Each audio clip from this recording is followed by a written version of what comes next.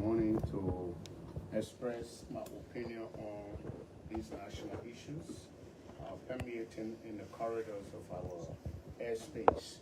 I think it is proper, it is important for people like us to state our opinion on the doctrine of separation of powers under the rule of law. I think this country, the path that the Republic of Liberia is on, we need to be taking. We need to look deeper. We need to do things that will help this country not to reverse to the ugly past that we have had.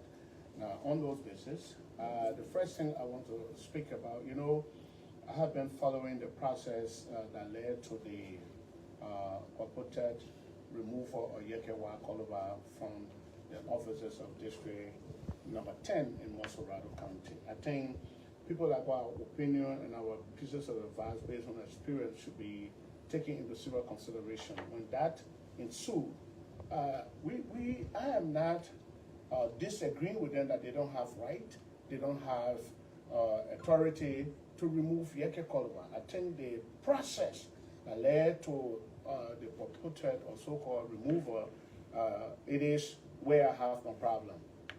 Now, see, we've gone almost 30 days. Now, no vacancy, even though the law says 90 days, that vacancy should be declared at the National Elections Commission, but nothing has been done. So if the court, they send stay order, I believe strongly what the Justice in Chamber is faced with right now, and this is my call to the President of the Republic of Liberia, that the other branches of government should not continue to be interfered with. I am saying the evidence by what Daniel Sando from the Ministry of Information said. That was to indict and desecrate the sacredness of the presidency of this republic. If you have people who got those kind of minds in the corridor of power, so many things happen. Daniel Sando has a privilege to sit and associate with the presidency of this republic, was able to say in public and told the world that we and President Waka removed Yeke Koluba for a single reason. The single reason for his removal was a statement he made about Liberia and the Guinean crisis. I think that was not his place. It was wrong. It's clearly expressed the interference in another branch of government. It means that the decision that led to the removal of Yeke Koluba was not an independent decision.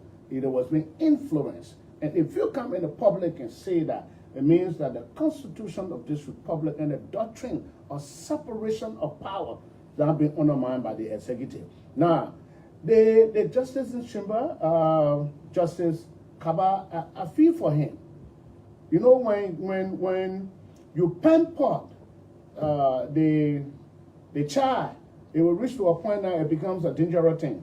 I think the Supreme Court, the Honorable Supreme Court said a bad precedent that led to the removal of former Speaker J. Fonante Kofa. Because when you start to play with people, when you start to temper around people who don't understand the law, will not have appreciation, when they violate the law and you tend to back them, they will always disrespect the court. I think this is the situation that we have. Now, the Justice in Chamber, but from a reliable information, the dilemma is whether or not the precept that was sent to the House of Representatives was served. That is his difficulties. Now, if he cannot determine that that precept was served, there is a problem. Now, in the mind of Justice Kaba, that I have so much immense respect for in the judicial cycle of our country.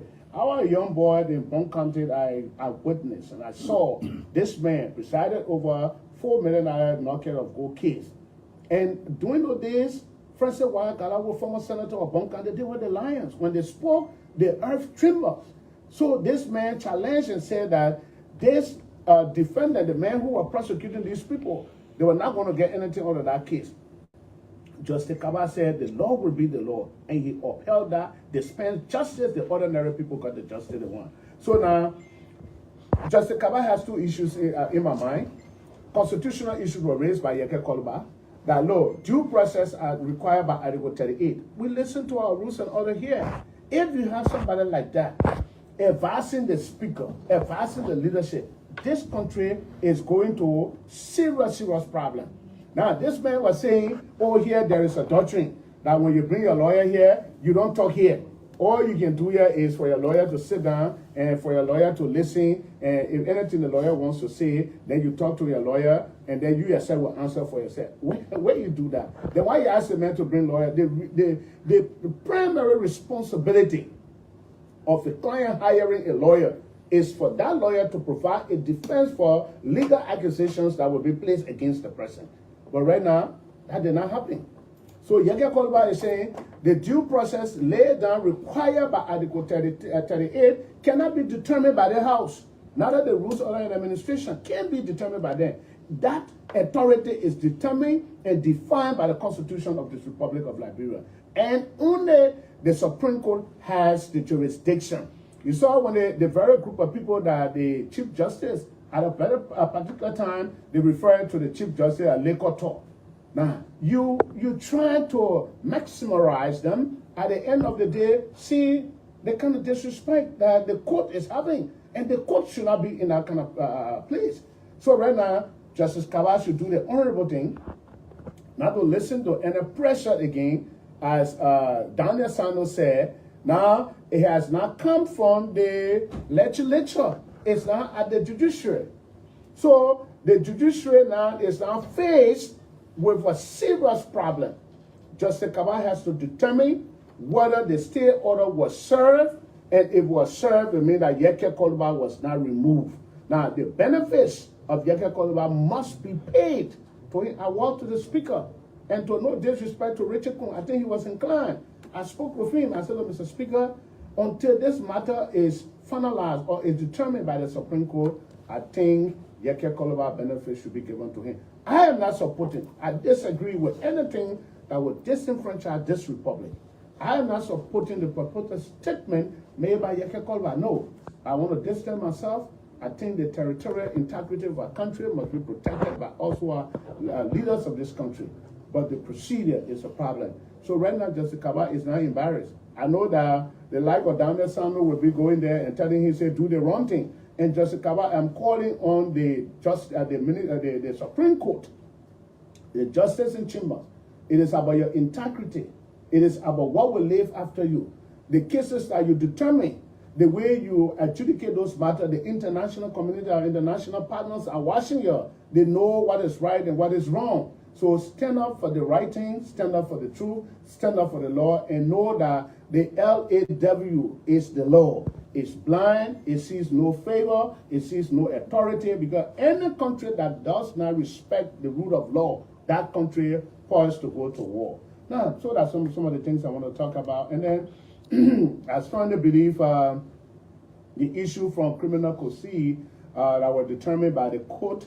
Now I see, yes, the opposition, we should not make it look that this case, the only interest that the opposition had was about Samuel Tuah. For me, I distance myself. I think it was not correct. Yes, in as much as this is a victory, a bitter victory, that is Samuel Tuah is released, but we got principal actors from the opposition that are now being incarcerated, that are now being brought down guilty. So what is it? Are we going to be celebrating while those families are mourning, they are crying? I think what the opposition should be able to do was to empathize with those individuals that are being implicated in the verdict that talks about $6.2 million. So the CDC, the entire opposition community should muster up the courage. We should not see this thing as an issue that was Samuel Tuah versus the Republic of Liberia. It was the rule of law and establishing facts. Because the government went to court, yes. So it's not a win-win situation. The government was able to get rid of Samuel Tuah, lost the jurisdiction over Samuel Tuah being brought down guilty because they did not prove the issue.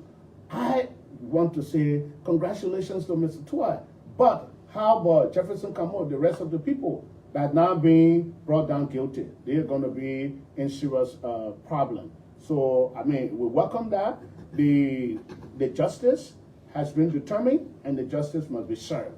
But we should also be able to look at our friends who are going to prison. That is what I wanted to talk about. And I listened the other day when Honorable Member Prince Mesa, who's my good sister from Bon County, made a statement.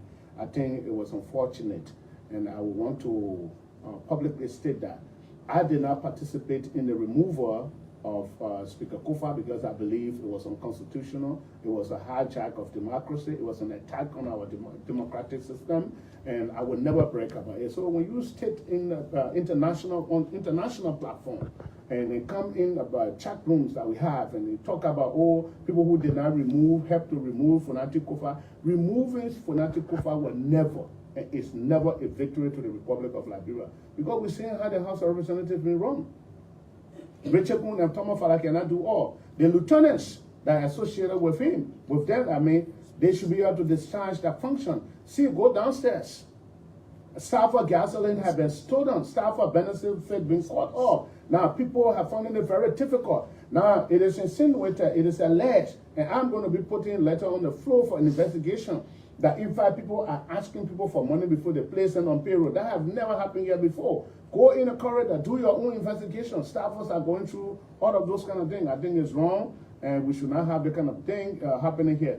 The pensions, benefits that were to be given to old people who suffer in this place, those monies have been stolen, they have been eaten. Nothing going on. Benefits of lawmakers, some of them, they took an armed veteran that more than 27,000 United States dollar gasoline was seized under the so-called suspension that they had, even though the court determined that what you did was ultra-virus, and then they came back and said, well, unconstitutional pay the people. They have not done that. So members and ladies and gentlemen of the press, I thought to state my opinion on this matter and call on the executive to withdraw from interference with the other branches of government and allow our integrity institutions to function, more especially the House of Legislature and then the judicial branch of government that should be the only arbiter of justice in our country. When they are tampered with like that, there is a problem. Lastly, I didn't think about that, and I want to talk about the President of the Republic of Liberia need to reconsider his action at the LAE.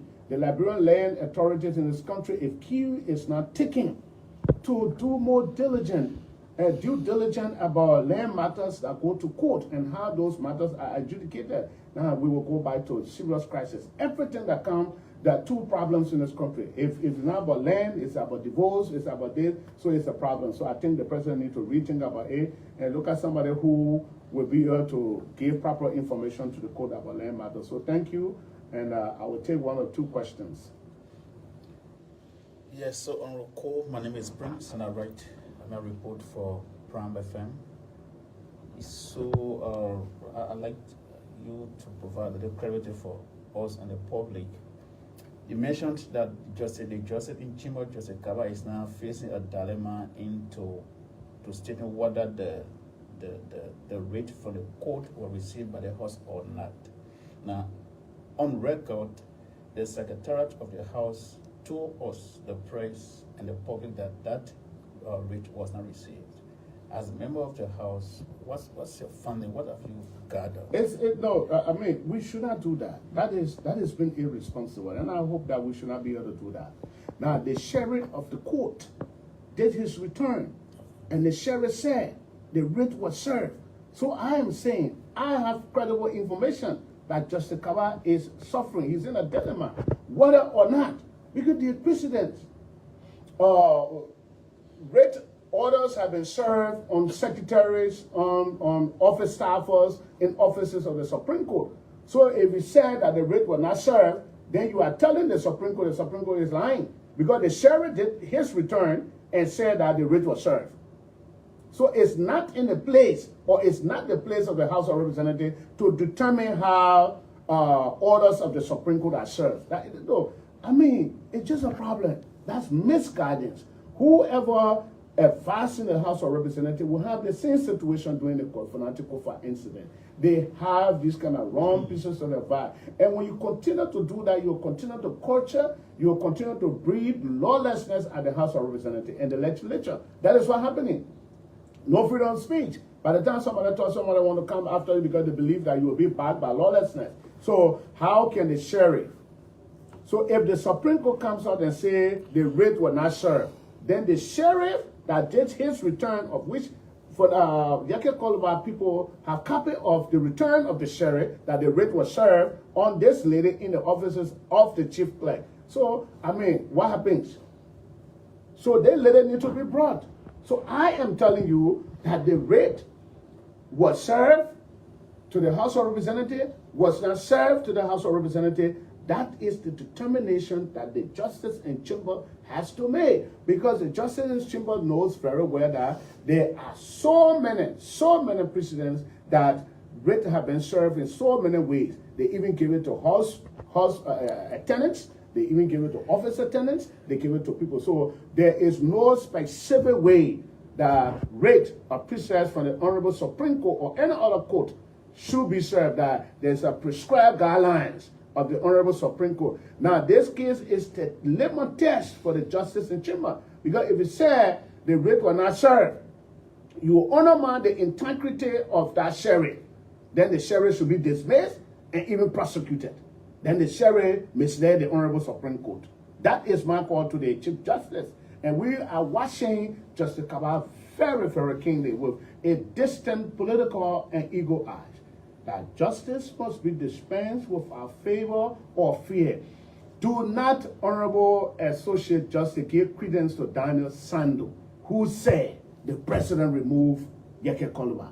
I think he desecrated the sacredness of the presidency and shifted doubt cloud over the presence of Joseph Yoman Boakai, because he shouldn't have made that statement. That is not a credible, and a deputy minister of integrity would never have made such a statement that he made. I mean, this is recklessness to the highest degree, and people should not be afraid to address what kind of pets. Chief, thank you so much. My name is Archie Bowen, and I report for the Verity newspaper. I have this concern regarding Honorable Yeke Koluba's statement on this entire border issue. From your end, what do you make of his statement? Is it in line with freedom of speech? As an honorable lawmaker, you have taken an oath to keep the sacredness of the House of Representatives and to push in the interest of the country. What do you make of that statement made by Honorable? Anything that tends to undermine the Constitution. I'm not members of the Supreme Court to define what freedom of speech is required by the Constitution. It's not my place. But I believe that everybody has the right to speak, but there is a responsibility to the speeches that I made.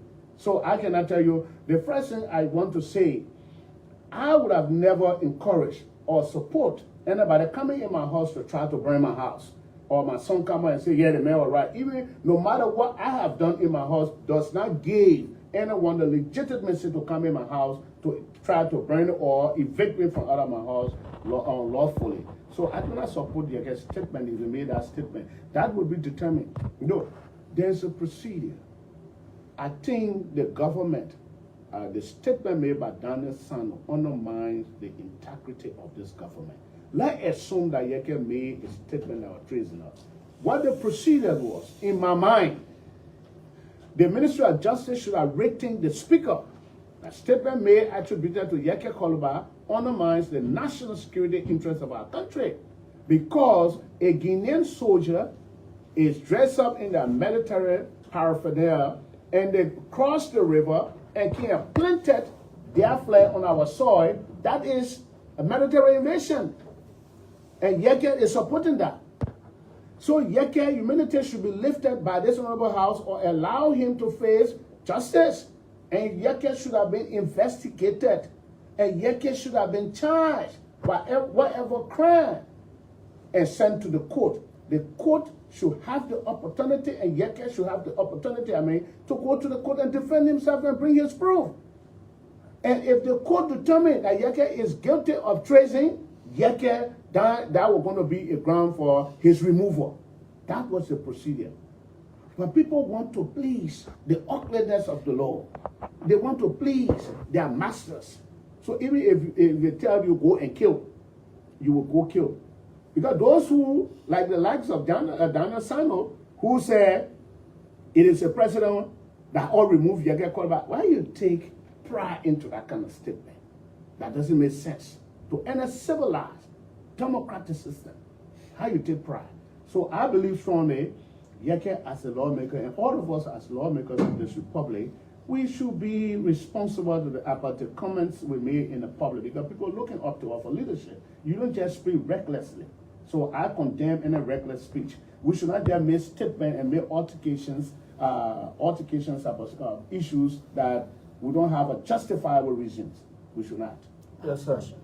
So my name is Aaron Kuba, and I manage DN News Liberia. I got two concerns. Just on the point that you just relaxed on about Yeke should have been, turned over to the court. What will you say about your rules that calls for reprimanding members if they bring the body to public disrepute? Doesn't that fall in line with it if Yeke's statement, like you just mentioned, it was reckless? His statement was irregular. I didn't tell you that Yeke's statement was reckless. You mentioned reckless, someone making reckless statement. So if such a statement you want to consider as being reckless, No, when you're in class, when you listen to the instructor. when you consider that as being, you mentioned recklessness. Yeah, but I didn't say Yeke was reckless. So if someone made a reckless statement as a lawmaker, don't you think it falls in line with bringing the body to public disrepute, at which the law laid down by the legislature can be used to reprimand that person? That's one.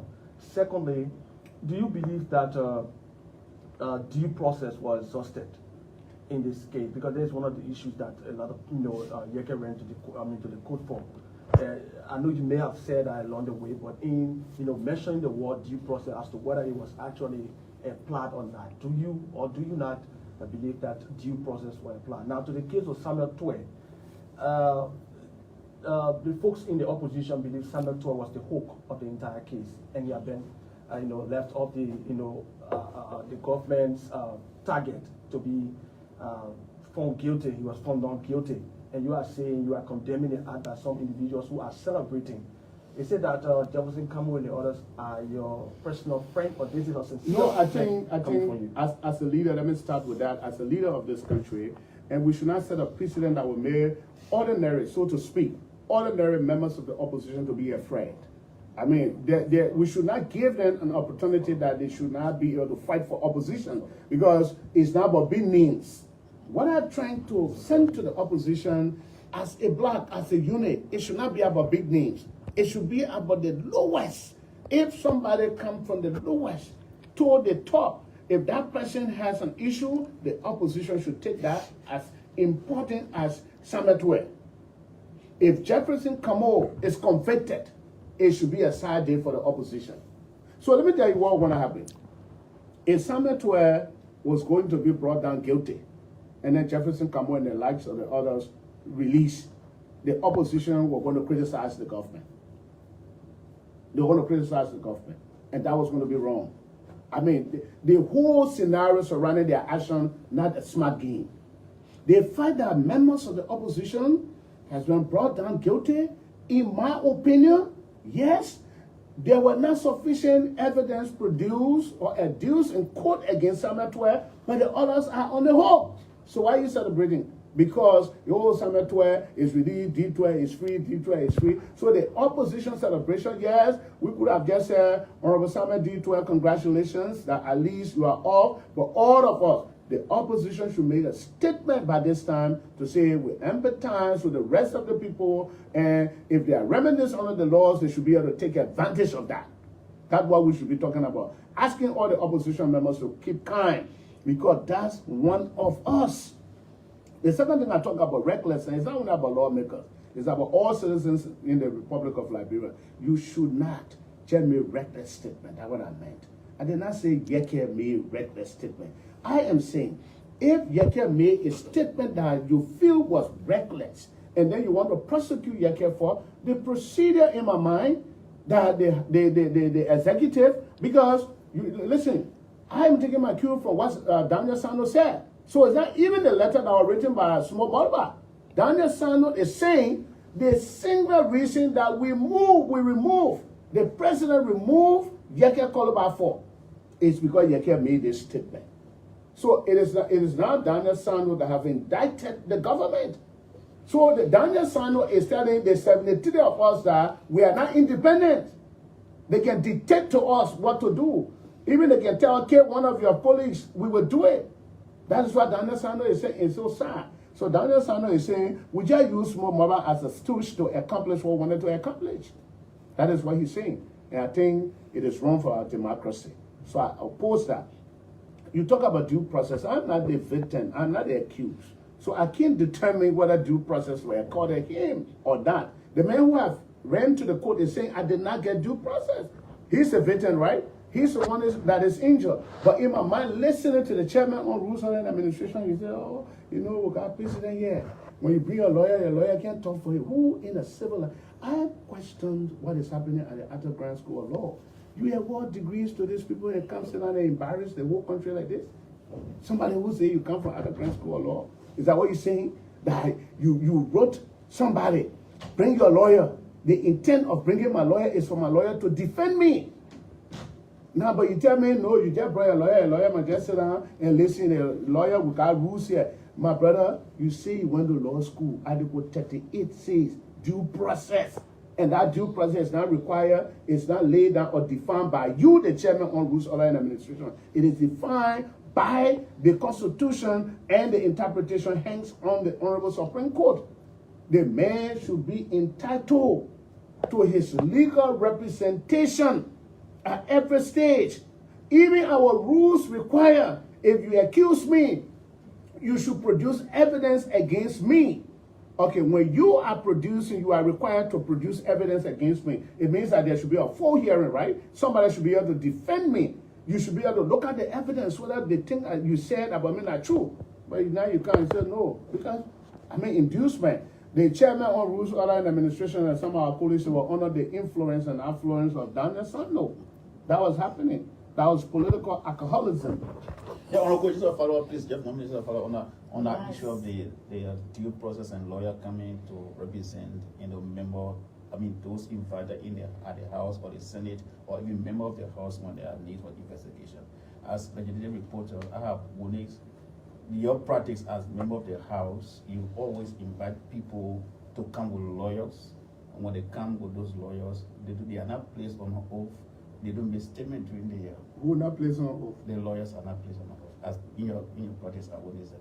So the committee has said it's under that doctrine they were acting. Which instance can you cite? When, for example, when officers of government are invited by the House, by the legislature, they are told to come with their legal representation. When they do come, the lawyers are not placed on an oath. The lawyer do not IQ like what we see in the courtroom. I just want a little clarity on that. That But the thing is, we have quasi authority, right? Mm-hmm. And we do investigation. Let's assume that the director of LPRC committed a crime. To no disrespect to Emma Tuer before, he listened to this and then come after me. I'm not saying he committed any crime, but I assume that happened, and then we invited him. You know, many times you see that lawyers are speaking, the invitee is just allowed to make a statement. There are background conversations. Or can appear, forget about the lawyer, even though we invited the lawyer, but this is another, maybe, I don't want to say it's not a serious matter, but background conversations are held. And based on a background conversation, but an issue where you intend to expel members, that person must be accorded the full due process, because you know why? You intend to do something serious about that. Also, most of the invitations that we send out, so now even the people appear, we say, okay, that go in the wisdom of the speaker, the leadership, and say, okay, you know what happened? We send for you, we say, bring your lawyer, and you should answer why you should not be held in contempt. If you actually determined to do a full contempt hearing, that lawyer would not be placed on an oath, because he or she is not the one who committed whatever crime. It would be the person who you invited. The lawyer will be able to provide defense why that person should not be held in contempt. But when you have private and civilized conversation behind the scene, then you don't say, oh, it's a practice. It's not a practice. It's not normal. So somebody like me, if I were a former chairman on Rules, Order, and Administration who has an experience and proved legally, so to say, because I've been here for long, I've been around lawyers, even though I did not go to the Arthur Grant School of Law, that I'm bitterly discouraged to enter there, because their products can say tolerate and they use all kind of elementary conversations. So those are, how I say, political alcohol. Who are you referring to?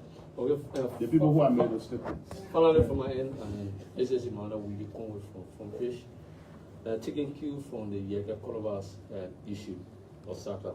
What do you think? What are the reforms you think are needed to prevent similar disputes at the House of Representatives?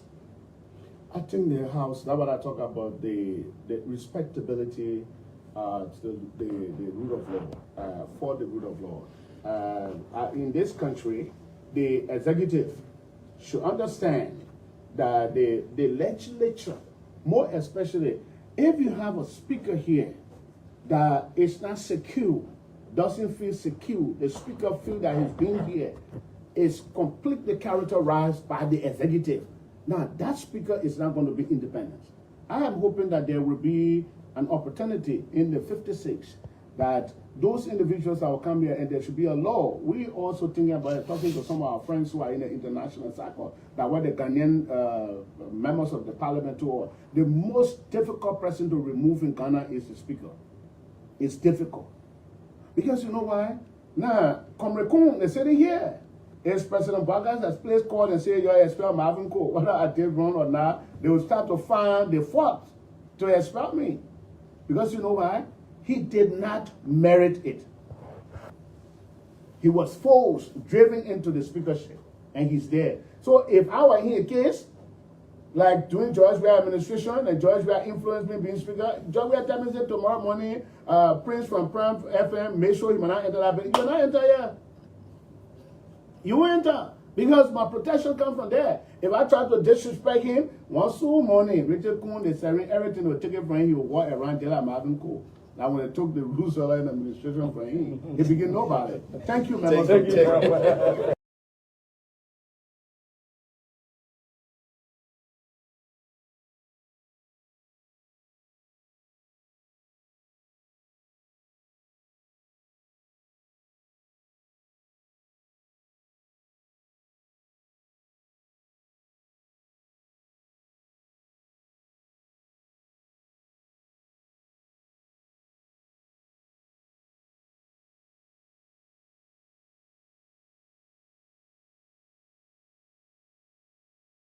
But people were asking, they didn't reach out to the PUF boss.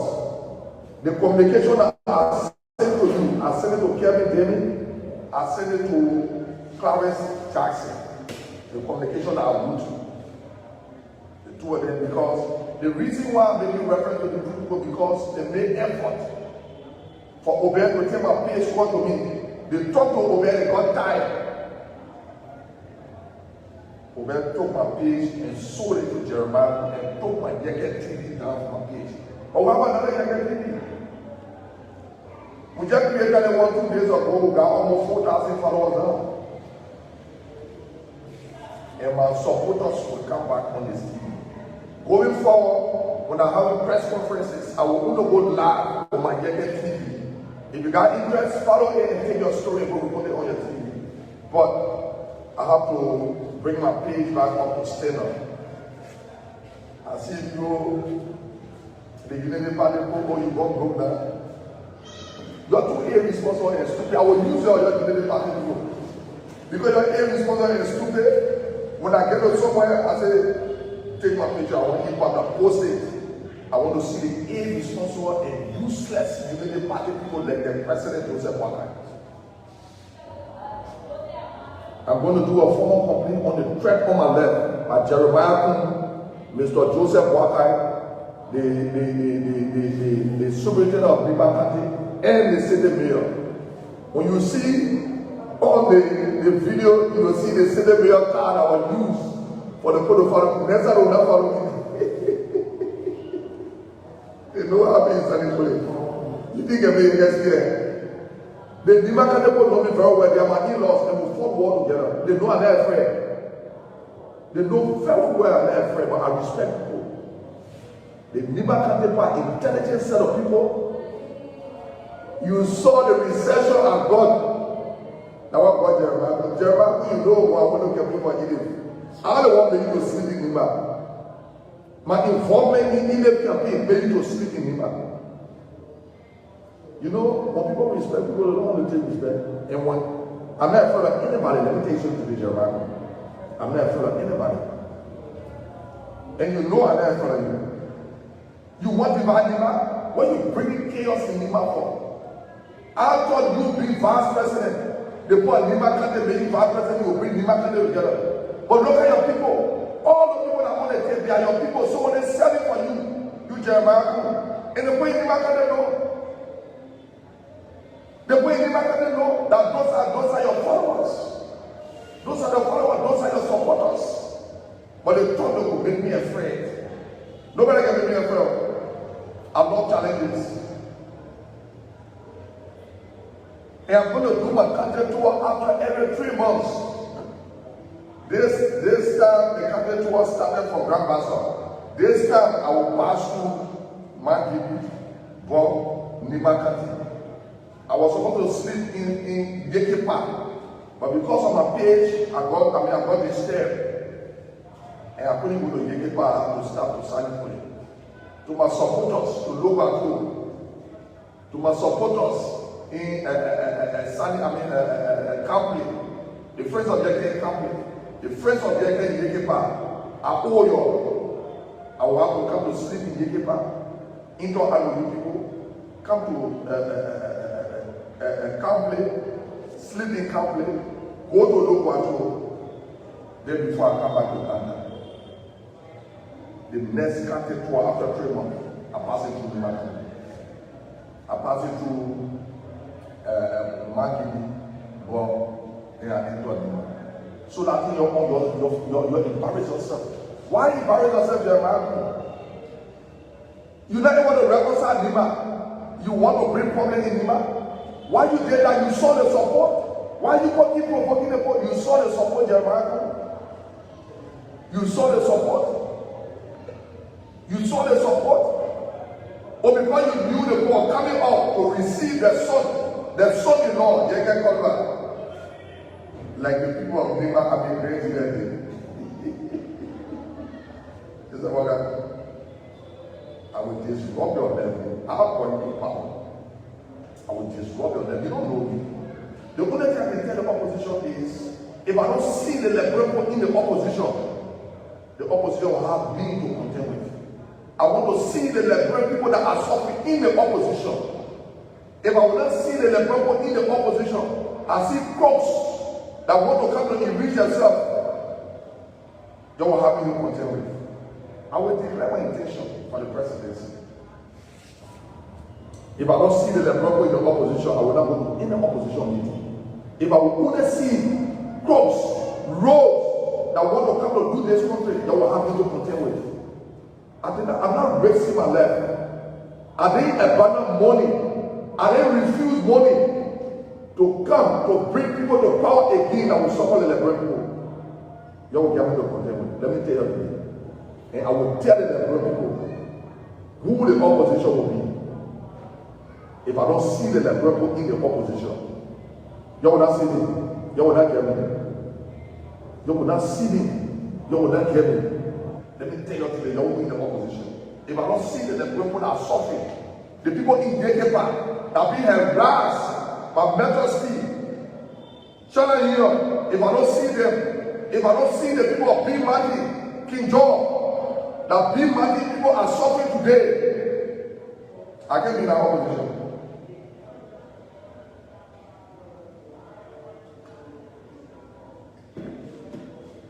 So you always say you get going bro. You always got down. You pay cups. I'm money. Cash money pay for the pickups. Let me tell you today, you don't know. I have a pickup in Ghana. The Ruby Gum. The Ruby Gum. I had in Ghana that place is the far that's in the US from. A boy as I was used to take Joseph Agaka power. Come on, tower, man. I can't let my tower in that. As I was using to take Joseph Agaka power, I got the resources from that to 2029. After every 3 months, the campaign tour will go on. After every 3 months, I will pick up on the campaign tour. So you always say the name God broke that loud. You know you compromise that collateral.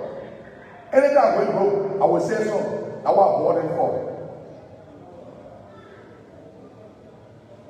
Any car going broke, I will say so.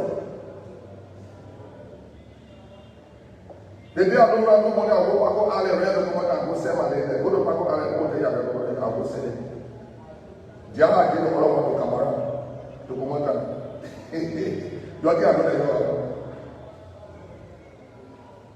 before I came to this position, I had something for myself. And you know, I see the politics. Oh, we were more younger when they kept up belly. And when let me say to the Lebron, will be very clear today. They want, I'm not saying maybe Guinea fee within a 7 lane for them. That particular lane is for Guinea. Joseph Boga is aware. Oh yeah, let Joseph Boga say like that. That particular place Guinea area into Lebron, that place is for Guinea. Joseph Boga knows very well that the reason why they don't want to talk. You have been Joseph Boga, you know. The first time I said Guinea fee within a set, they lay for them so they come for it. This time are insane. Our Honorable Jeke Jakaro Kolba represented district number 10 is saying that play like Guinea and for them. And Joseph Boga knows that play for them. You know, I see one other one and they back and found the poor member bridge. That one I have back with a mattress. Remember, I've been trying to avoid you. You know, and I'm not being avoided because I feel. Like brother, my supporter, your arm member bridge. I come and tell you one video. The video that she was forcing Musa Belete. Your eyes of what Musa Belete is about in the pool. What she was doing in the pool. You go back to that video. When member bridge was forcing Musa Belete. Because Musa Belete said, go in the pool. Your eyes of what she was doing in the pool. Oh, remember. Hey, I'm respecting you, want to respect you. You are scared of you, eh? You went to ECOWAS. No man respect you ECOWAS. You have just become an embarrassment of ECOWAS. Look how you speaking. You are clap for me now. Who will clap for you? When everybody there know you to be who you are for their blood. Free food. Oh, remember? I will stop there for come back again. And you want me rude? And you say I'm corrupt?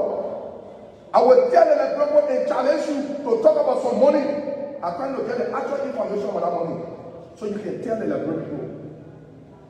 You foolish woman that you put out the respect, you want respect, you pardon with gentleman in your mouth, yet there's the most corrupt person. Where's the most corrupt? I got property to those places I talk about. Other things. Tell the boss, they should not say, no, you gave your money to yet and he ate it. Why you can't do it? The only thing is that they post I get property that one. You know how many people get property on the country?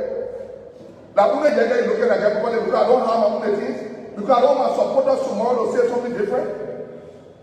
I want my supporters to know that I got property to those places I talk about. Other than remember, your back don't get your phone. You want to tell the people on your back, I can stay on your back, I put your phone down. You respect yourself, remember? That because people talk to me, now they talk to you.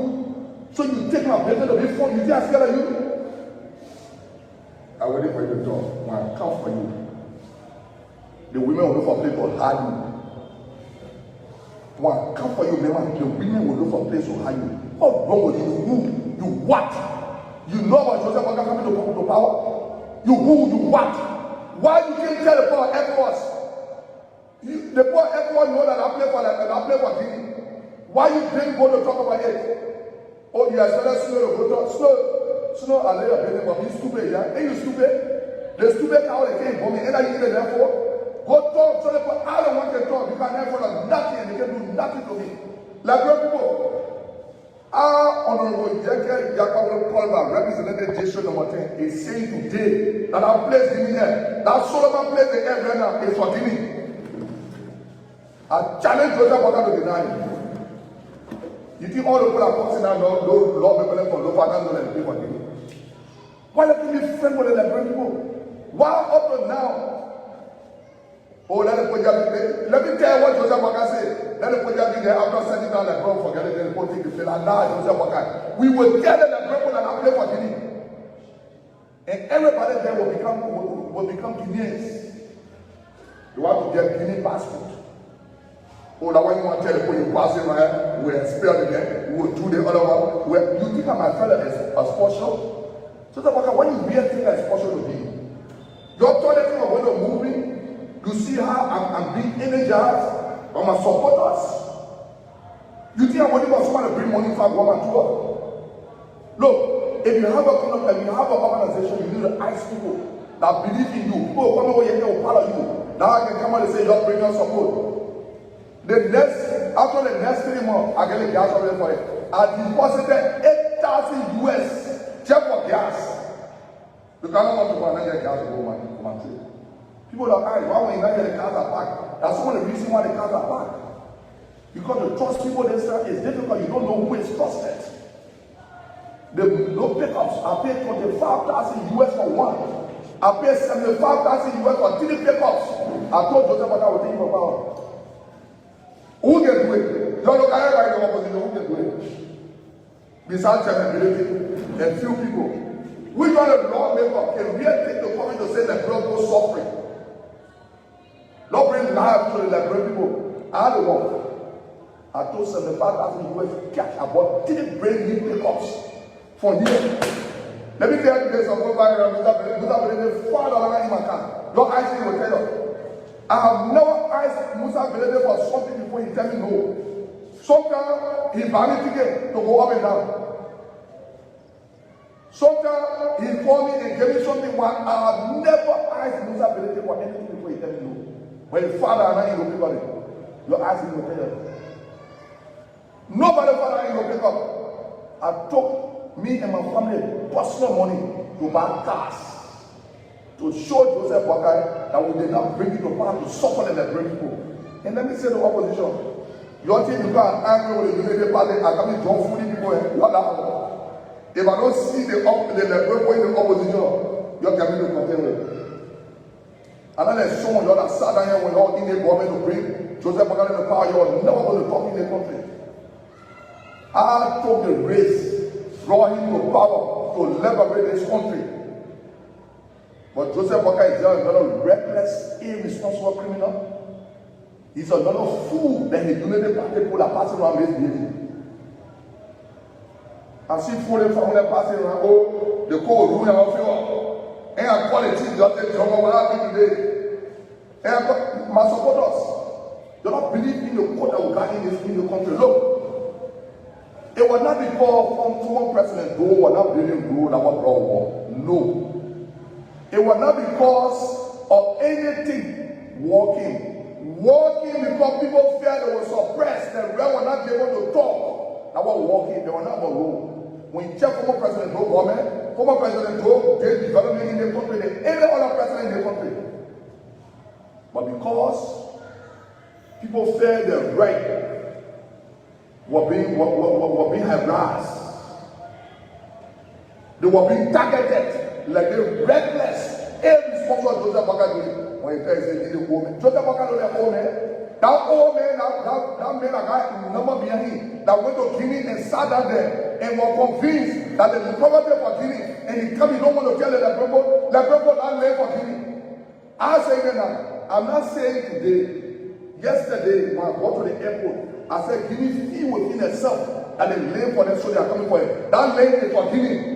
Joseph Boakai knows. Let Joseph Boakai deny. Why is that talking? Why is Joseph Boakai not talking? When he passed away, he said, "He's a woman," and then he just did that. He told so I voted for women. You think I took risk for Joseph Boakai to become criminal here? Go to the place, let me to read her. Go see what Joseph Boakai buried there. What you got that money for? You are vice president 2 years. Look at the place you are living. The place I live was better than the place you are living when you are vice president 2 years. You open out your cola mouth.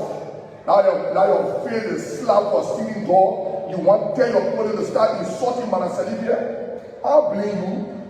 I believe Manasali that kept you for 12 years. And you are not doing nothing. You just say that to that group of 77, you and your wife, you are eating the group of money with your stepchildren in it. My child said, Joseph Boakai, you can't scare you. If anybody in front of you, they might get it. But I'm going to do a communication to all the embassies around here. On the track on my left by you, Jeremiah Kun, you and Jeremiah Kun. Let me tell you something. Nobody can put fear in me. Nobody can put fear in me. My wife is aware that I will die one day. So if you think she's not aware, you waste your time. She got money to take care of she on children. I don't need to sell or die at this point. Let me tell you something today. You Joseph Wakai. I don't need to say no about damn, but I will deal with you reckless and crook your old man. You just do not crook and your embarrassment.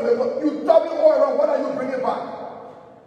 You feel whether again you go to another country, what will you bring back? You whether to go receive a war to America, what did you bring back?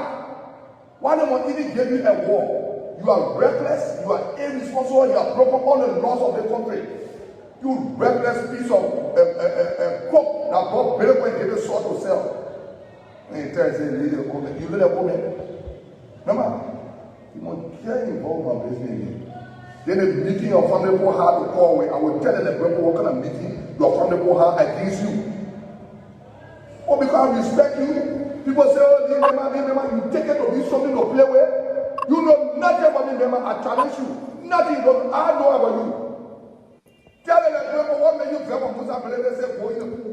What you were doing in the pool? And who were you in the pool with? Who were you in the pool with, remember? All right, my brother Atto, what's up, my brother? How you doing, Chief? Yeah, I mean, what's up, man? Nothing much. You can hear me, right?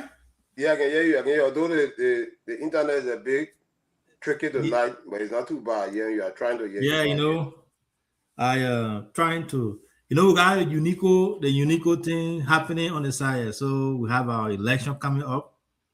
Okay, in in a few weeks. So it's getting heated. You know, the way I can do your politics on our side, I think we can do it, yo. Yeah, it can be easy, the unico election. You know, your man DK going to election to DK contesting for the VP. Yeah, I follow up. I've been following up. I've been looking at our tickets. The only independent candidate in the whole race. Okay. So you're not enter the two tickets. You now want to enter the two tickets. No, the man, are independent man. The man, only independent man. VP. He going as VP, but he's independent. He ain't get no one he associating with. So the other people, then other than got a team. So DJ he went steal from other one, and you know, you see that what other used to do like brother where I've been strategic. I've been strategic. It mean the two sides can trust him. So we will be going for that. And tonight after the show, I think I know you must say here tonight. After a little one-on-one conversation, then we will go. As well be hosting another team that coming on later on tonight. They will be doing a little fundraiser, and then we'll be hosting that. I don't know if you follow the Queen. The Queen, we had an interview with the Queen the last time. The Queen came in, they did well. We had our Nima Queen. We got some people from District 2, District 6. Someone from your District 6. We have District 3 and District 1. Yeah, one lady from District 1. It was good, though. It was good. We had a really good time. And I like the fact that the people there I know many of you are veterans, so you know what unico means. But most of the children are born 1998, the 2000 born, and the children, they don't know what unico is. So this year is a little different. I thought we're trying to bring it to the people. So a lot of people, children have been asking, what is unico? What we call unico? Unico. So hopefully this year it will be after this year election convention. I think most people, the younger generation, know what unico is. BKS will be there live. Our team will be there to do a lot of one-on-one with the chairman, the president, the outgoing president, whoever's going to win, or the member of whoever's going to win, to have a one-on-one with them.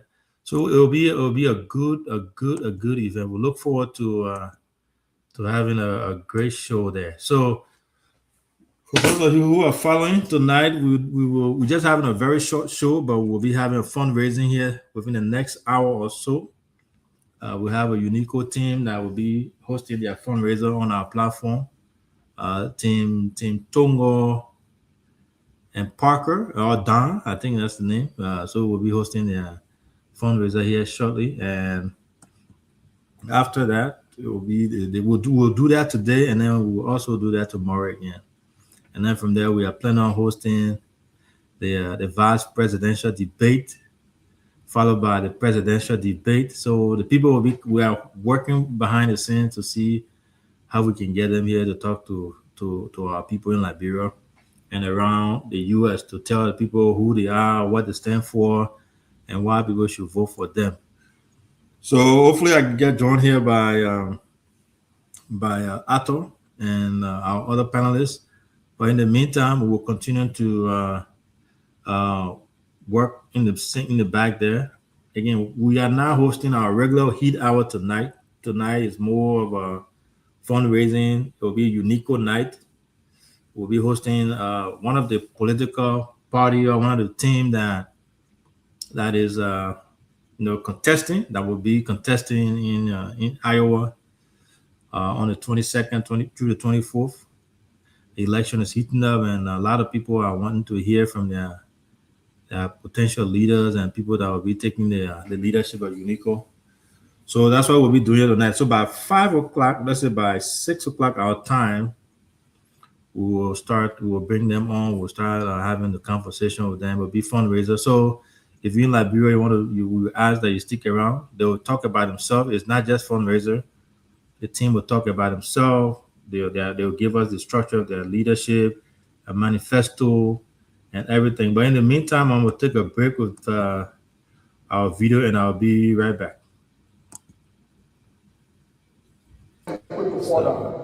Oh, I respect you, want to respect yourself. Everywhere you go away, I say you're the member. So you think I'm a fellow, you crow that you want to lose what happened there. They see embarrassment, you got proud for yourself as a woman. You embarrass yourself to lose that. Remember, I respected you, and you want to sit like a paper and bottle.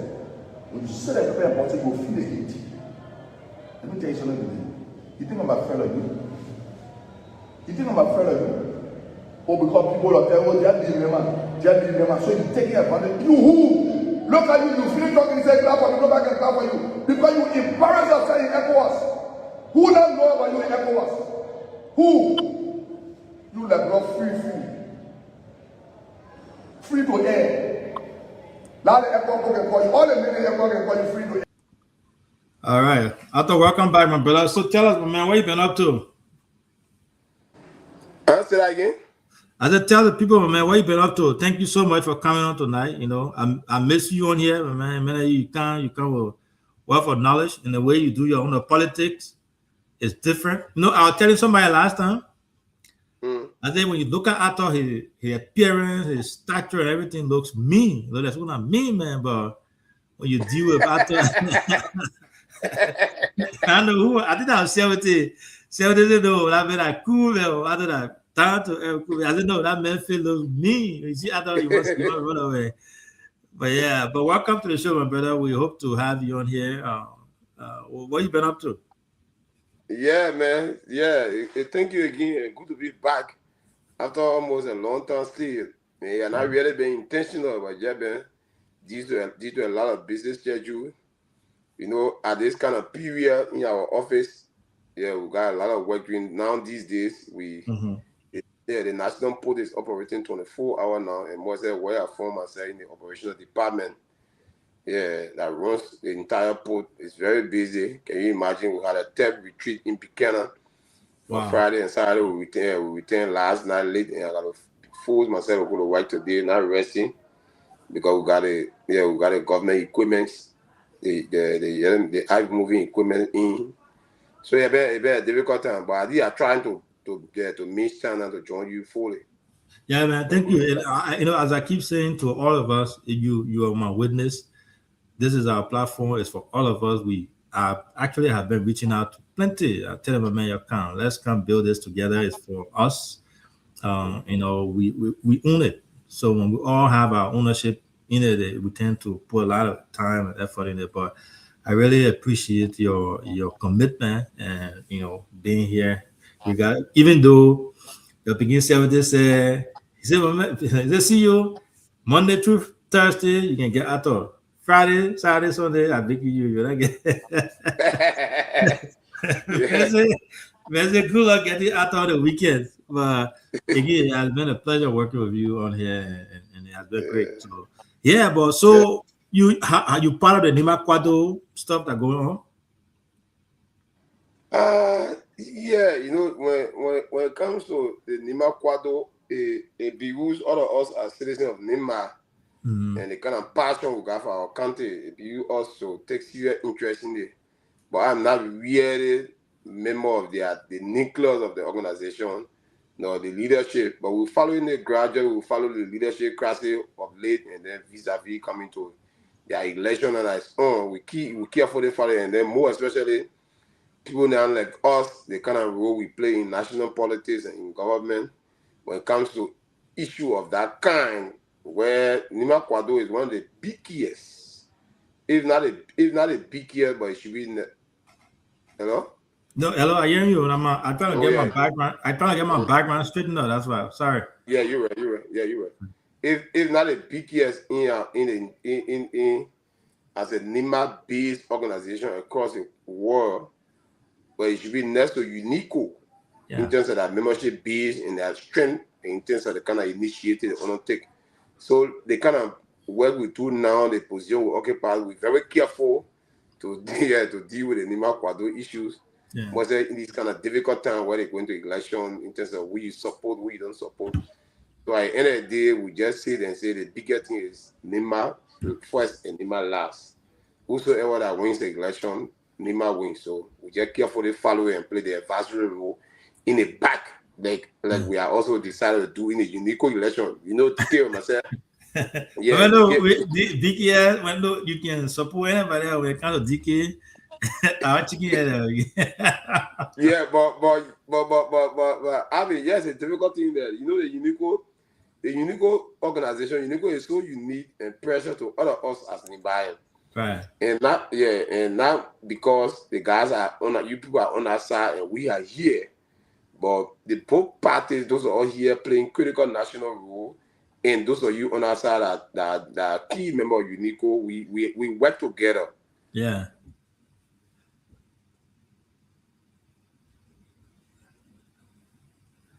I thought you are freezing again. Yeah, we work together and more besides that. I thought we were having some technical. So the man I want to take south. I thought I want to play political giant and Messi. He playing a back role when it comes to the Unico election.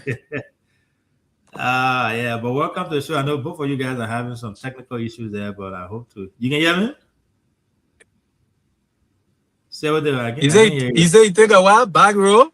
Yeah, the message is taking a back row when it comes to Unico election. Yeah, I'm getting you. Yeah, and you know, so like I said, you know, position can change people. Positions sometimes can suppress you from making certain decisions. And DK myself come a very long way. Where we are today, we and DK they all started together. Not because he's in the state, we all started together. So to see DK in a process that will not be clearly showing our chest as to who we support, it helps, but it's a difficult decision. But I want to know why you. There you go. Whosoever will election. I got my brother in the race. Also, okay. And CEO, you notice that. I mean, you know that you'll be surprised to know that my brother and DK contested for the same position. that of Flula is my cousin. What? That of Flula, your brother? You can hear me? You can hear me? Internet too trouble than that, man. Yeah, I hear you. The message that of Flula like your brother. See what you can hear us? Yeah, it's difficult. I thought let's give it one more shot. You can hear me, right? Let me go come back. Yeah, you may want to. I thought network. I don't know. Yeah, but I think you're having issues. You get me now? I can hear you. Can you hear me? I thought you can hear me. Yeah, CEO. You know I'm out, so the network not too. Yeah. I'll soon be getting you. Yeah, when you get on, you can join us. Oh. No, not hearing you. Yeah, see how they get who you comment. So Dr. Flula and DK running for the same position. And then we got one of our brother called Parker Don too, also running for that position. So I thought you're saying that he can't take side publicly now because of his conflicted interest. Breaking news here to know. I thought you can hear me. I can hear you. You can hear me? I can hear you. I want now, you know who side one here. Alfonso Cotto no side one here, but the Megan kind of show. Yeah. If I say you can hear. So like I was saying, DK and I were together for a very long time. Politically, where we are today, we and DK and all started. DK, CRWT, we all started a struggle together. So we did a lot of things together. So to see DK in the race, they never yet. Junior, you getting me? I can hear you. I just turn my camera off. I can hear you. Go ahead, Chief. Okay, yeah. So to see DK in the race, I can openly declare my support. But more besides that, my cousin is in the race. Dr. Vlula is my cousin. Dr. Vlula is my cousin. So it tied my hands. Yeah, it tied my hands. So I just thought let the alliance slide and we just win the process. Whosoever that wins, whosoever that wins, good for our country, good for our generation. So But we follow the election closely. If Florida are in the race, if the Florida are that you're gonna come open, you're kind of clear. No, it was not still impossible because to see me in government and playing the top role, playing another bigger role in government and then playing a big role in United Party and take that opening like that, it will give me a hard time tomorrow in future election. I want nobody carry bad feelings. Okay, I think your point is clear. I think I have to. Gio, try to take off my computer, give me some issues that let me get it. Okay, thank you. I'm trying to get something for us to discuss here for the few time we have before we turn it over to the other folks that will be doing the fundraiser. But it's good to have you on here this evening, big brother Arthur Wube. It's great to have you here. After you've been following couple of issues that have been happening in Liberia of late. But let's take you to Yeke Koluba visit to Nima and everything that happens, coupled with the superintendent post that she did a few hours after Yeke was allegedly attacked in the county. But President, let's get your opinion. Do you think what happened to Yeke in Nima was okay? And do you think the National Election Commission is doing her job in holding people accountable, especially those people who declares campaign open ahead of a campaign time? The National Election Commission should really be doing her job as to those who be the violators of our electoral law. Because by the matter of the record, our election has not started. We don't have any election scheduled now. Till even the legislature, the House of Representatives that removed Yeke Koluba, the months that we elapsed before they even informed the National Election Commission about a vacancy has not even expired, which is 3 months, 90 days. So meaning we do not have any election around the corner. So to see people violating and Yeke moving from county to county in the need of campaigning against the regime, I think the Election Commission should rest on checkpoint according to the laws that they got to their disposal. That every citizen should follow, every political parties and every citizen independent candidate should follow the electoral law and guideline that says that in the absence of election, you should not campaign. But more besides that, not only that Yeke is campaigning, but in my mind, I think he's been very insightful and been very provocative. If you follow the trend of events surrounding a tour from county to county, you'll notice that he was very insightful in inciting the citizens against even their leaders. That if you are not careful to manage, a certain point will lead to a serious trouble.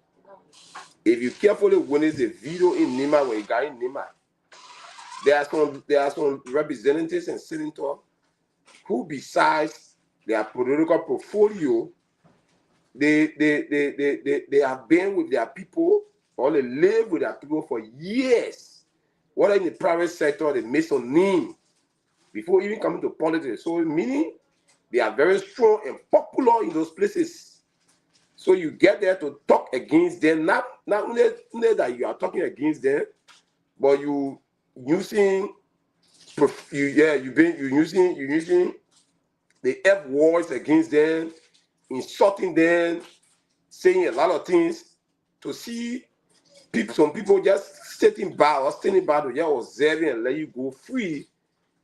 It will be very difficult. And what you saw what happened in Nima.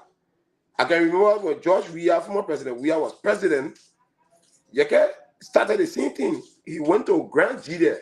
Only 2 years he was heading to Grand Gide. And at the time, Kai Fadi was a representative, was a superintendent of Grand Gide. So when he got in Sano, they found a manner in which he discussed former president Weah murders in Sano. It provoked the citizens in Grand Gide to the extent that the superintendent went on the radio and said Yeke was not allowed in Grand Gide. Although the superintendent was wrong because it was and it is Yeke's constitutional right to move in any part of Liberia anytime, insofar he had not committed any crime. But because the statement he made, the foreign money we discussed the former president, it allowed the people to allow the superintendent to wake up with anger and say he's not allowed. When you do this kind of thing, not everybody will accept it easily. So he went to Nima. Ganta, I knew, I predated him to somebody that Yeke who have been very brutal in Nima. And more especially Ganta. He followed Yeke carefully. Yeke did not stop in Tabata. He passed Tabata. He did not stop Saklepi. He came Ganta. And he was calculated about it. The reason is that he believed that the vice president, or he's aware that the vice president's very stronghold in Nima is Ganta, because he born Ganta, grew up Ganta, made business in Ganta, became representative 2 times before he became senator, before he became vice president. So to lambast the vice president, you are starting Ganta. And that's why you saw what happened there with angry supporters or citizens in Ganta coming to the street. Are you saying those people who allegedly attacked Yeke convoy were the supporters of the vice president? No, I said citizen. Because you gave me instance about the vice president base being in Ganta. No. Yeah, but mind you, that the vice president comes from Ganta. He was a 2-time. So okay, now a sitting superintendent, right? Someone who governs the county, that's supposed to be the first to speak on issue when it happen. What happened to Yeke? You've not criticized it, but you've gone all across yet. I know you will come to that. You're very, very much a level-headed person. Now, do you think the statement posted by the superintendent, if I could read it to you here, I will. If I could also put it on the screen for people to see, I will. Do you think it was necessary for him to do so? Did you follow it? Let me ask you first.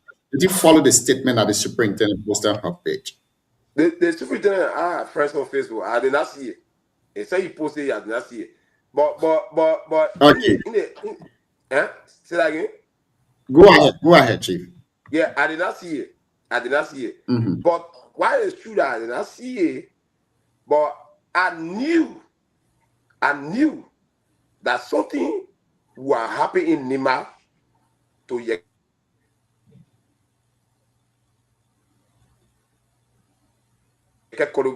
I knew that Yeke was doing something. Whoa. Is it from my end or? No, it's right. Okay. Folks, if you just joined us here this evening, you are listening to the Heat Tower program on BKS TV. On the Heat Tower, we say dialogue in our confrontation. We say words in bullets. Let's welcome Siawete to the show. And I want to play this. I know maybe you might not have a thought on it, but let me play this, and I will lay the premise that I want to lay for us to have a discussion around it here this evening. I gave you 35 minutes. The issues between Liberia and Guinea. The 35 minutes I gave you by today. Hello? By today. Given the issues between Liberia and Guinea. Everybody condemning, including this parliament, we issued a statement And Liberia will come here and tell us stories and not mention it. There's no respect, no regard for the issues that have put our hearts on the line. We need to know what has happened. And if in the process of trying to find out the truth about the situation, a lawmaker spoke about it. The world is not a global village. What I'm saying here now, somebody in Canada will hear me in the next 2 seconds. If a member of parliament to couple up and say, this is the true position, that he believes that these territories belong to Guinea, what Liberia could do would be to spare the man from parliament. And we are here presenting a report. I don't know what the court Liberia has presented. I need to know what has happened. What is it that made them to withdraw? What is it that made them to expel somebody who was attempting to tell it? If we are not prepared to tell the truth and live by it, we better shut down what we are calling democracy and define it in our own languages and follow through. Thank you very much. But as a Nigerian parliamentarian, appointed to ECOWAS, you listen to him. After, I want you to end your thought on the previous statement before we go to this topic. We got less time here tonight. Ato, are you there? Well, Ato, I don't know whether you're hearing me, Ato. I don't know. Hello, you can hear me? I think Ato is frozen. Yeah, so Siawate, let's have your take on this recording from this Nigerian parliamentarian. You've listened to it. What's your opinion?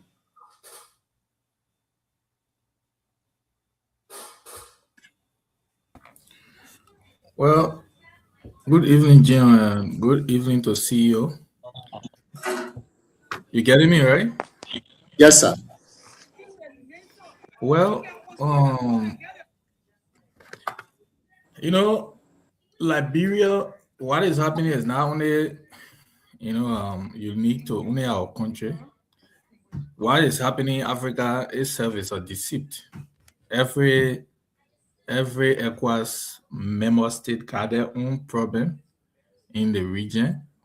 So the few days when I listened, before coming to that point, when I listened to Senator Snow, he made a position for which, in his opinion, I think he was right as a lawmaker. He is entitled to his opinion because he, as head of the ECOWAS delegation, who are briefed, the team, which is the member state there from other countries. But from what he said was that there are 5 members of the ECOWAS committee now from Liberia, 3 having to be lawmakers. Lawmakers, and 2 are Senate, are members of the Senate. So he sent the communication in the chat room. They all had their thoughts and nobody put it there. To just make it brief, his point was that, he as a senator, I think there have been some backlash or recent one to people who have exclusive, control and information over the removal of Yeke Koroba. They did not place it there. And the issue of the Ebola, the Ebola issue, it was also another thing that the gentleman raised. So he said there are 5 members, so he's not the only person.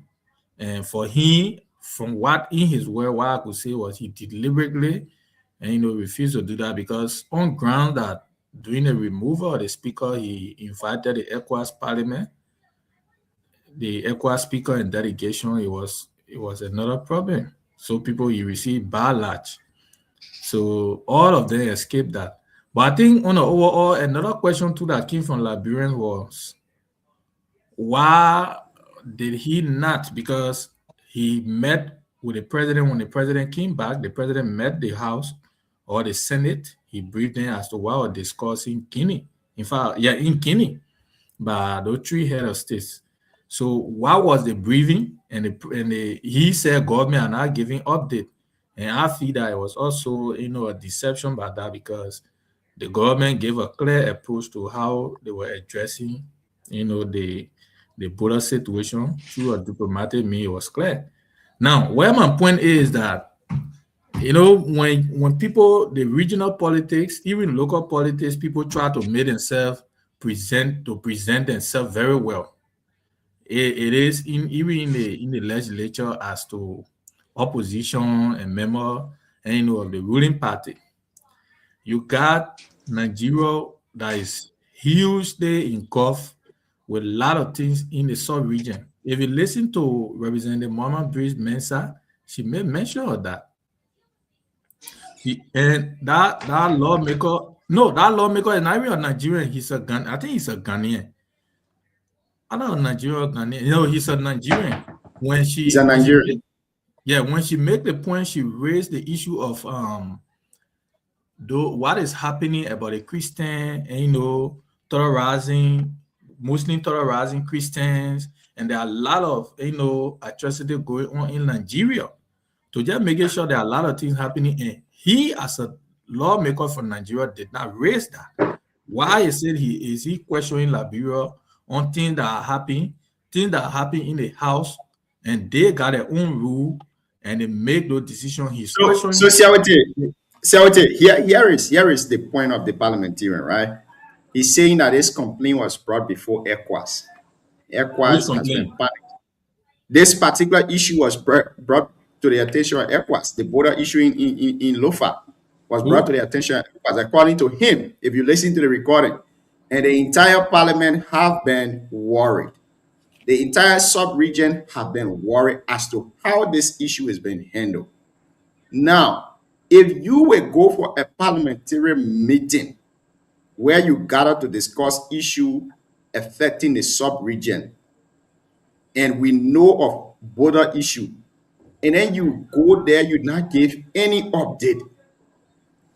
The Senate not calling out Senator Snow they're not calling him out on the issue. The House of Representatives not calling out Representative Mama. Are you hearing me? Shall we do that? Yeah. Yeah. But what happened to Jim? Oh, maybe it's from your end, Chief. Can you log out and log back in? Okay, he will rejoin us.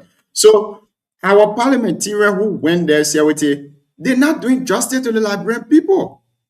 We don't know what is going on, whether the government is not giving them the information. But I think the Senate resumed today. I didn't follow the Senate session. Jim, I want to ask you one question. Mm-hmm. Look, I don't want to be can I say ungrateful or sarcastic to the regional body, right? There have been series of situations in West Africa regarding even election results, election tampering, a lot of things in the sub-region. Why have been the position of ECOWAS? What role ECOWAS is really playing? That's what I want to know. That's one. So most of these things, for example, you got ruling from ECOWAS court. What's the trickle down today? Ruling from the ECOWAS court. All these things, when it happen at the end of the day, they give ruling. How does it affect member state? So at the end of the day, we pay levies, we pay all these things. Where is it going? What is happening? People will just collect money and send it at ECOWAS. At the end of the day, we have no trickle down on the people. So to me, ECOWAS is just another place to collect money. At the end of the day, people go and say that. Why trickle down is it having our people? I would disagree with you if you say ECOWAS is only there to collect money and they are not doing the work. Remember, politics. The way you guys play your politics is quite different. ECOWAS, we have a ruling. That ruling should be binding. And remember now, the only people that can implement ruling, they are the head of states. But I'm not saying ECOWAS. I'm telling you what trickle down is it having on member state. So the reason why many of these rulings are not having a trickle down effect on member states is because these same member states have refused to implement ruling. For example, the case of former Associate Justice Kabina Janet. ECOWAS rule. The government of Liberia have refused to abide by that ruling up till present. Now, should we blame ECOWAS for that? ECOWAS is only there as a court. The enforcer of those rulings, they are the states. So if the state is not enforcing those rulings, we don't blame ECOWAS for it. And should we sit here and tell the Nigerian parliamentarian that, oh, he's not focusing on what's happening in Nigeria? Let's call out Representative Tawumbe. Let's call out Senator Suno. Let's call out Representative Bridge. All these people went there to represent Liberia. You think this issue is not serious? It's going to 3 months now. 3 months that we have Guinea on our land. For how long will the diplomatic procedure go? These are the same people that we go to with diplomacy, ECOWAS. So if you can sit here today and say ECOWAS, you know, their ruling has no trickle-down effect, it means they only there to collect money, then who are we going to with the diplomacy? But that's the reality. Where is it today? So then now this is my question to you. Who are we going to with the diplomacy? How are we handling the diplomacy? That's what I'm saying. So you read between the line and why they trickle down ECOWAS? That's what I want to know. Are you saying this because the Nigerian parliamentarian call out the government of Liberia that you support to the gentleman got a lot of things to handle. You got Boko Haram, you got people terrorizing Christians, you got a lot of challenges.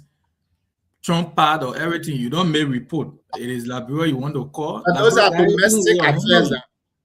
Those are domestic affairs. If Cameroon is those are domestic affairs too. Those are no, you can't.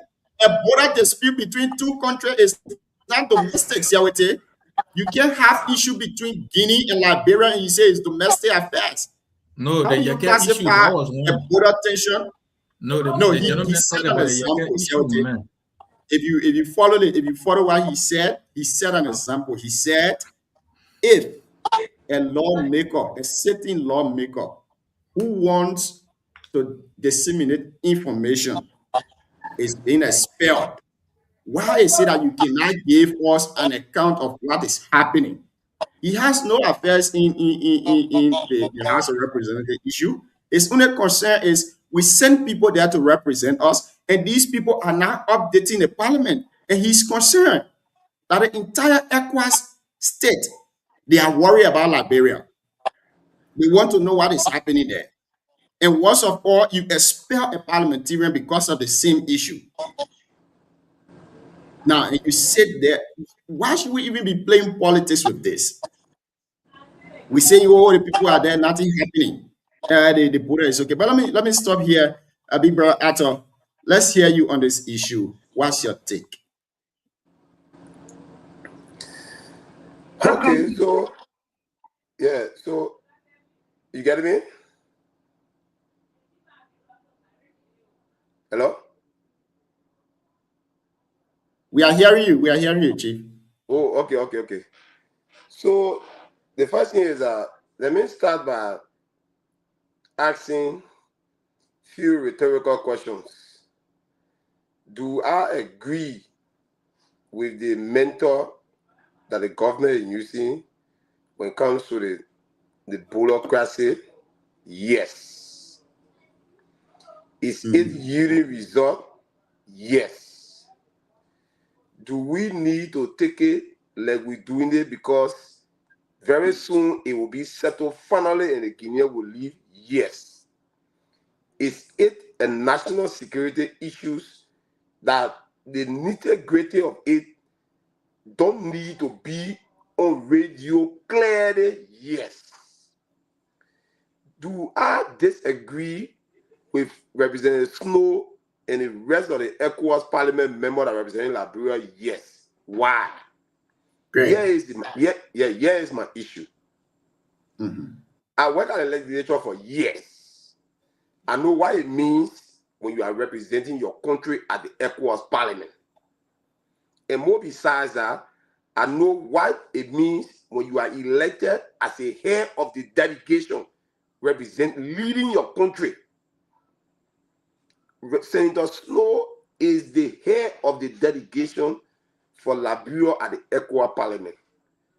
Before they go to the ECOWAS Parliament, before they meet, the team that is leading Liberia will consolidate all of our information from our governance space, from the political space, the political atmosphere, the run of our country. They will meet as a team and have a conversation, and they will consummate their entire thoughts as to what is happening and go and give a report. And that report is given by one person who is the head of delegation. I got a bit disappointed when I listened to Senator Snow. He said, in fact, I'm not a member of the House of Representatives. Therefore, I got no stake in the removal of Yega Koliba. People who remove Yega Koliba, yeah, they. In my mind, I thought that was neglect of responsibility. Representative Snow and the team should have met and gathered all of the information, put it together as a one piece of information, and he will present it. So in his presentation, I thought he did not do well for our country. Political parties, politics beclouded his thoughts. So he did not do the right thing. He should have given information, the political status of our country, the Yeke Koliba removal, the Guinea Liberia issue. Because let's see how it even said, the president went to the Senate. That meeting was held behind closed door. He met the Senate and closely and reliably informed that there are more issues that the president spoke on. The Guinea and Liberia issue was highlighted. He spoke on it. He spoke on the supplementary budget and a lot of national issues. The president spoke. Representative Senator Snow was there. He gathered that information. That information was important to be consummated into the report that he was presenting. The second thing is that the Yega Koliba issue is a national issue. It's not about the lower house or the Senate. It's about the entire country. He should have given a full detailed report only as the head of delegation. It's a full detailed report. And my second disappointment was in Representative Tah. Representative Tah took the floor. He did not make a policy decision that the government had derived at. Whether you're in the legislature, whether you're in the judiciary, whether you're in the executive, we make out one government. But you are playing opposition politics. He said, in fact, me, I didn't vote for the mayor. I didn't vote for the removal. I did not sign. I did not vote. That was not the issue about as to who signed, who voted. The guys were calling for a comprehensive report as to what led to Yega Koliba removal, what informed the decision to remove Yega Koliba, and what's the current status of the issue at the Guinea Liberia border. So in my mind, I think that our entire team did not really do well. Member Breeze tried to push it a bit, but I think she was a bit emotional with the way the Nigerian guy presented the case and the way Ellen Snow shoved there under the bus. So she thought to remove herself from under the bus. She was a bit emotional, but I think she went close to it. But our team at ECOWAS, headed by Snow, did not do well at all. I think they did not represent the country. It was not about political party, it's not about we horse you in, whether you represent or you senator, but it was about the country holistically report presented to ECOWAS for next action. I agree with CRT that ECOWAS decisions are not really effectuated by most of these countries. But again, we are part and parcel of ECOWAS. The treaties that are signed there, they are sent to our rural houses or our rural chamber for ratification. You know what I'm saying? So the scene too is us as a country giving our country political status and our governance status to ECOWAS when we meet, and how it should be done by the head of the delegation, which is Snow, and he did not do. So do you think the Nigerian parliamentarian was right to flag out this issue? He was 100% right. He was 100% right. He was 100% right. Why is it true that there are issues in their country that is not settled or that their team has not reported on 4 days? But he was 100% right. It is part of the procedure in the House. At the ECOWAS Parliament, it's part of the procedure where every country will take the floor and give the political status and the governance status of their country. Then based upon that, actions are taken. Whether those actions that are taken, they are effectuated by members' country, that is another debate for another time. But he was 100% right. So John, let me just come in right there, right? So that's for me. My point is not about the local politics, right? Personally, for me, I'm just looking at the way how our political actors, be it Liberia or outside of Liberia, right? They deceit. That's for me. That's where I look at. Look, John, you look at the news right now. Certain part of Nigeria, the people, there's no way for them to vote. Journalists, they don't even have peace. The equal levels that Liberia was owing of up to now, I think the representative even mentioned that Nigeria as a head, or what we say the superpower, they are not living up to the payment. There are even journalists are being captured. A blogger who just brought about how the military is being maltreated. They were brought to the knee. The gentleman, he got missing. My point is, why are we collecting all this money? Why are we going to parliament? At the end of the day, we only see outside of our country, but we don't see what is happening. Because it's deceit. You got whole barrage of situation in your country. You're not bringing up for discussion. Like Arthur said, Liberia, for me, I just see that everything is being politicized. If you look at Ta, who is one of the can we say a sophisticated quote-unquote lawmaker, he refused to sign it. But then, according to Senator Snow too, that's where to my point comes in. Senator Snow is an opposition, right? You cannot hold him outrightly responsible, because while it's true, member of the delegation, but all of them got a right to, and to disagree and to agree. For me, logically, if you look at Snow point, while it's true he's member of the delegation, but he's very careful. Let's be frank here. For the first time, Senator Snow, he got his own way of how he presented President Bouaka. Everyone lashed at him. According to him, we all lashed at him here about the way he proceeded when the president was heading to Guinea. And so his point was, from the way things been happening, the government are rating communication. Okay, they assume that Senator Snow did not do it, but 5 members of the caucus, in fact, of the delegation, out of 5, you only got 1 who is the head. What become of even people who signed the removal and people who dissented, people who refused to sign the document to remove Reverend Taungbe? Why did they not raise the point to be added into the report? They did not do it. You went there at the end of the day. For me, Senator Snow alone should not take the blame. I mean, he is just a member of the committee, but he got his own reason. One thing we should know is, when you are opposition, the only thing you get to do is to pin the sitting government the other way. I think from my point, that's how it is.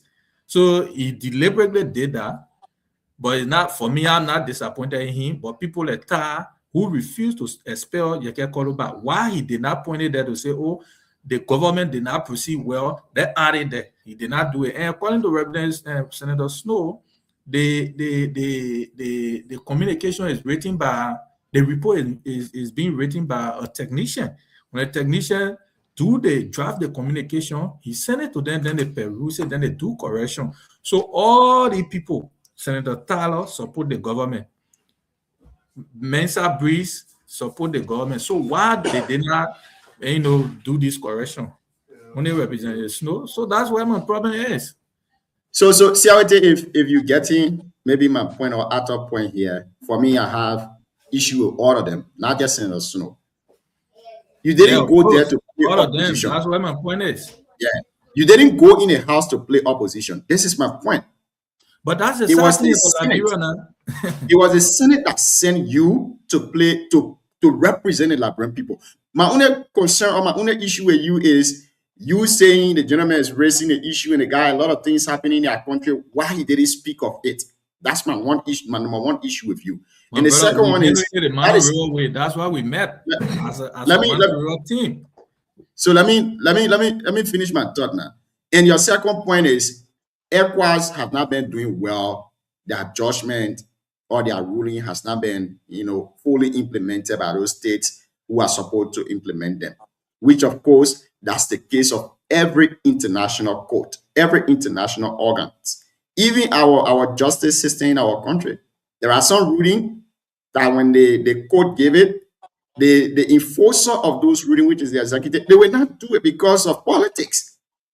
So now, many of these things will happen. ECOWAS will come in with decision, and if this decision is not in favor of the government of that country, they will not enforce those kind of decision. I'm disappointed in Big Brother Ty.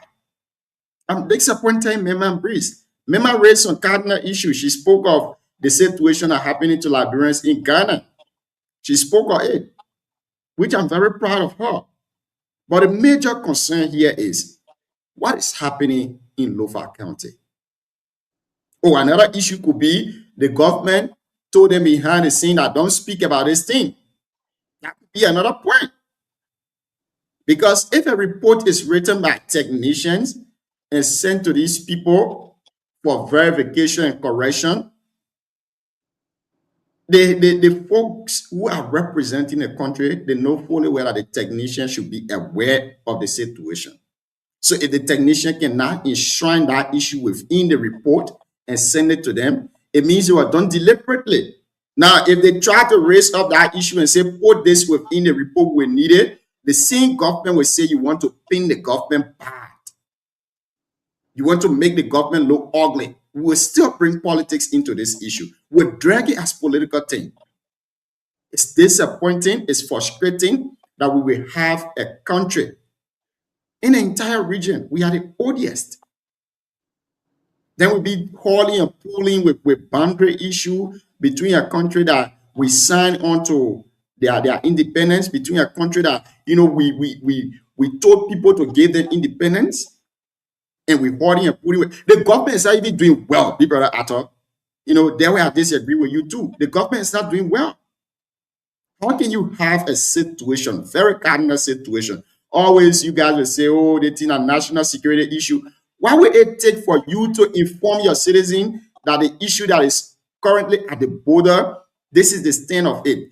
This is how far we've reached for the citizen to be aware. And you say national security, which national security is there? All of us saying that's our land. The government is saying that's our land. How did this become our land and it's becoming a national security issue that's supposed to be discussed behind closed door? Are we sending troops at the border to fight? That we don't want to disclose the members, the amount of military we're sending there? People, is disappointing, and it's forsaking that a Nigerian parliamentarian will call our government out like this. See, your time finishing. Let's try to wrap it up. I got my unique form. So can I give my last thought on that before we please. So the first thing is that when you are elected as a member of the ECOWAS Parliament, when you are elected by your colleagues, whether in the lower house or the upper house with the Senate representative, when you are elected and sent to the ECOWAS Parliament, when you are opposition, you are elected now. That role you play as a member of the ECOWAS Parliament, you are elected and you are playing an ambassadorial role. You are playing a peace ambassadorial role. Your opposition posture, your regular Liberian Parliament opposition posture should not be seen at ECOWAS, because you representing you put near 5 among the almost 5 million citizens who got in Liberia. You put only 5 representing your country there. So your regular Liberian political opposition posture is not allowed to be seen there. Because where your regular Liberian opposition posture, where when the government is doing the right thing, you not say you play politics and beat around it. Only the wrong thing you want to elevate. That is not done at the level of ECOWAS when you are elected as a parliament, when you are elected as an ECOWAS parliament member. You are playing a peace ambassadorial role. So you are there when there are wrong things happening, you flag it for ECOWAS to put measures into place. But when there are good things that is happening, you should flag it and make more emphasis, because you are playing a peace ambassadorial role. So the argument that let me come in right there. No, let me just inject right there. Let me just inject right there before you proceed, right? The first thing, the combination of the ECOWAS parliament members, right, that we send. According to the rules, you must have opposition, you must have women participation, right? Yeah. That's why when people even make report, there are people from that same country, they can critique that report, because they had disagreement in some of the information they put there. Probably the person who's leading that delegation or who's head of that delegation might put things there that it don't reflect to the member of the opposition. So in it all, that's the same political theater too. Okay, yeah. So like I was saying, that how it work. The how it work. You are there. Why it's true that you say the wrong thing that's happening, but you are there. You should also say the good that is happening clearly. Thank you. Because you're not doing a regular representative role as an opposition. More besides that, yeah. More besides that, the technician that write those reports, that technician that writing is subject to the members that are going to ECOWAS, because the finishing line of that report is the members that are going to ECOWAS. They present it. It's not the technician that present it. So if the technician wrote, like you say, the technician wrote something that you don't want to see, like that, the right information, the members that are going, the delegation got the right to insert the writing there, and order that technician to insert the writing there. The third thing is that, Junior, I don't know what do we call the information. I know how we want for the government to present information about the Guinea-Liberia situation. In my mind, not because I'm a government supporter, but in my mind, if the government have followed all of the channels in providing information as to what is happening in Foya, the country is aware the biggest government information gathering in this country. We as the information ministry have a press briefing on Tuesday and Thursday. The information ministry have briefed the country now 1 time and 2 times about the Guinea border issue. That up to current, the Guinean soldiers are there. They said it. They have numerous of press statements. Press releases on it, and I said it that the Guinean soldiers are there to the Sudan border, but can't have restored there to the extent that the children are going to school, to the extent that LT are going there and carry internet service there. So they have provided that information. I think the information you want for the government to provide that you think that the government have information to you is that the Guinean soldiers are left, which the government has said no, the Guinean soldiers are not left. They are there. But what are they doing for the Guinean soldiers to leave? The information they provided also to you is that we are having conversation.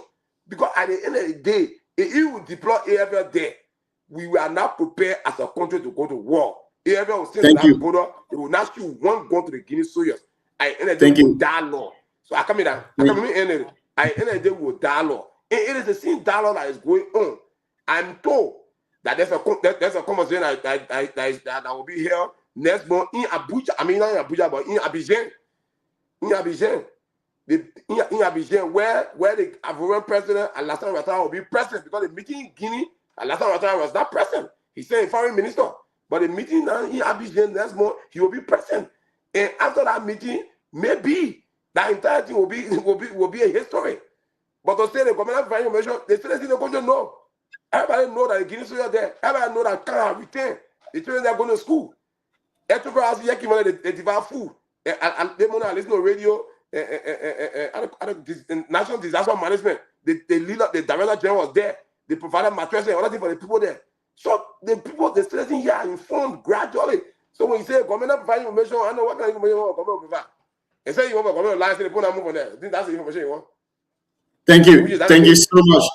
Thank you, Arthur. We will be back here tomorrow. We have some other things to welcome behind the scene. Sewate, thank you very much. We got our minute coming, so we need to turn over the platform to them. Thank you guys for being here tonight. Thank you. Welcome.